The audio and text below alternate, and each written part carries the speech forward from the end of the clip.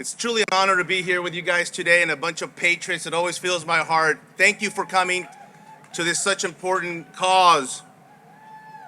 I'm a retired special agent with Homeland Security Investigations under ICE, and I've worked the cartels, I've worked the human smuggling, the child trafficking.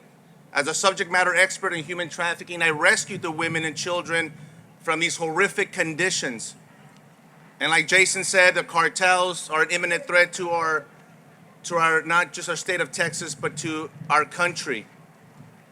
But something that always kind of was on the side to me is to kind of acknowledge that not only have I worked this on both sides of the border, but I also had a hard time accepting that I've been a victim at the hands of the cartels myself. Yes, Embassies, Supervisory Office. This is a victory from ICE. We are shot. We are shot. We are on the highway to Querétaro, Mexico. We've been shot and attacked on the highway. I am an ICE Special Agent. What is your name, you said, sir? Victor Avila. Please call Jerry Miles. I don't have another phone. Where did you locate? Please call Jerry Miles. We've been shot on the highway. Highway? What is the highway, sir? To where? Mexico, Querétaro. They know where I'm at. Okay. Try to remain online, please. That's the call that I made on February 15, 2011 from our Suburban in Mexico when Agent Zapata and I were ambushed by Los Zetas cartel. And tragically, Agent Zapata was killed in the line of duty in Mexico with Fast and Furious weapons. I was shot 3 times, and I stand here before the grace of God to continue to fight for and defend our homeland.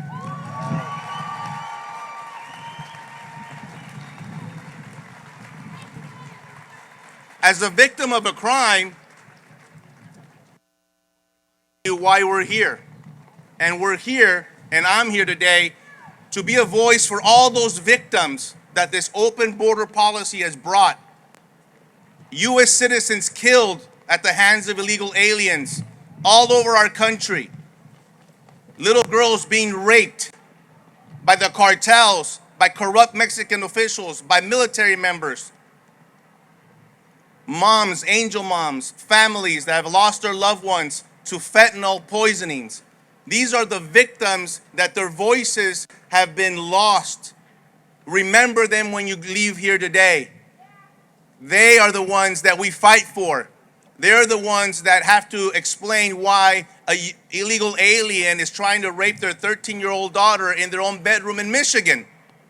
Why there right now is a big international theft ring of illegal aliens from South America in New York and Connecticut. Just yesterday in Cleveland, Texas, right outside of Houston, there was a guy that executed 6 people, including an 8-year-old little boy, a Mexican national. It's a cartel hit. It happened a couple of months ago in Fresno, California, where they executed a whole family, including an 8-month-old baby and the 16-year-old mother. I'm tired of seeing the victims. And as a matter of fact, it's not just the U.S. citizens themselves. Because Sheriff Coe is here present, and he'll tell you that in his own county, in Kennedy County, just last week, and many, many other weeks, they continue to get rollovers of smugglers. Smuggling illegal aliens, crashing, and killing illegal aliens themselves. So you want to protect the children? You want to protect lives? You secure this border, and it starts here behind me.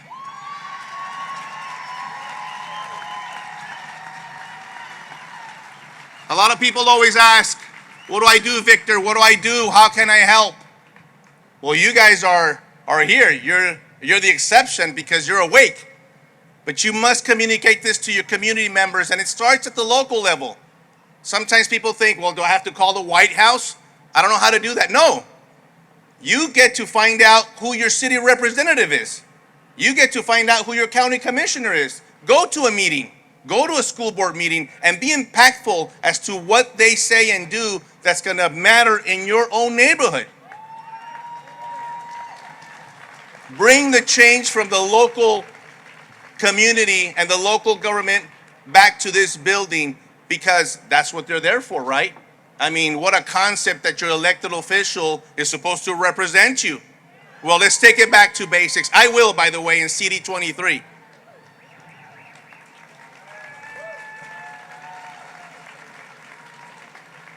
We are at a time where the actions have superseded words. We must act now. We must now become, yes, designation of foreign terrorist organizations, hold Mexico accountable. You know, I was talking to the organizers backstage and they said, Victor, please mention the cartels, how they own a lot of the illegal aliens now, how human smuggling has become human trafficking, where the fee that they pay the cartels to come into the country is now owed to the cartels in Minneapolis, in Chicago, in North Carolina, everywhere in this country, that they'll never pay that debt back. And the cartels are owned. They own these people. And a lot of them are not criminals. A lot of them, they're good people that come over, but 23-year-olds, guess what they're going to do to have to pay that debt back? They will do whatever the cartels tell them to do and sell the fentanyl, get into the schools and sell the meth. I go around the country talking to a lot of sheriff's groups and police chiefs, and they have seen their communities turned around by the amount of crime associated with the meth, that's associated with the cartels, that's associated with the open border. It's all linked. And I want to thank you. Thank you for making the trip to come out here, because you are the 10%ers. You're the ones that see something and say something and act on it. And it's get your communities involved. Yes, a lot of it has to do legislatively, and these bills, we have to pass them. That's one way to fight back. We must get elected officials in there that will be the voice for the community, not just in this building, but in the one in the halls of Congress in DC. It can change. We can get real people in there that can make a real difference. But you are the patriots. Remember, they work for us. We don't work for them. Thank you so much for your attention. I always thank you for all your support. God bless the state of Texas, and God bless the United States of America.